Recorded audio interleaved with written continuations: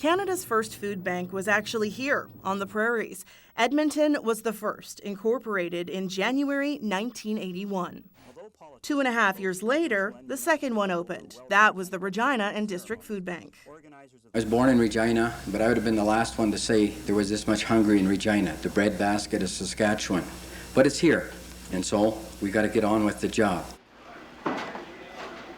Ed Blues was hired as the first executive director of the Regina and District Food Bank. It started in the basement of Regina Rented Centre, but demand was so great that within a year, the food bank moved to the corner of Albert Street and Saskatchewan Drive, the Co-op Dairy Building. So far we're managing, but only by reducing the amount of food that we give to people. We started out originally giving 5 pounds per day per person, and we're down to 2 now. Eventually, more donations would come, and with them, a need for more space. After 2 more moves, it finally set up a permanent home on Winnipeg Street in 2005. It takes a community to feed a community. It was in that warehouse that then CEO Wayne Hellquist gradually started adding services, including a library, a kitchen, a grocery store, and pre-employment programs.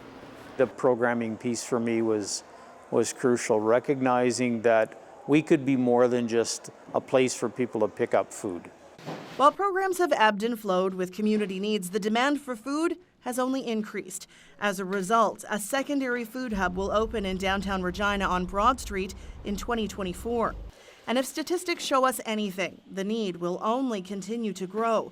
A recent report shows food banks and other programs serving vulnerable Canadians are expected to serve 8.2 million people in 2023, a 60% increase.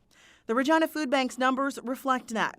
Back in 1983, in its first year of operation, the food bank fed 557 families, distributing 804,000 pounds of food for the whole year. Fast forward 40 years, this May alone, 5,774 families were served. Each day, the organization distributing 13,000 pounds of food, expecting to reach 4.8 million pounds for the year. And in the last 2 years, the food bank has more than doubled its output, a significant change from where it started 40 years ago. That's a sad anniversary. Queen's University professor Elaine Power has been studying food insecurity for 30 years. She says the only way we'll truly see the end of food banks is if governments provide people with a basic income. It's not going to solve all problems. We're still going to have a housing affordability crisis, and there's still going to be lots of other issues that need attention. But there's pretty clear evidence that if you increase households' income, they can be food secure. Power says another option would be to include targeting the Canada Child Benefit specifically to lower income families to help pull them into food security. But she says until food security is not an ongoing issue, food banks will not be able to fulfill the dream they had 40 years ago, to close because people didn't need them anymore. Sam McKeag, CBC News, Regina.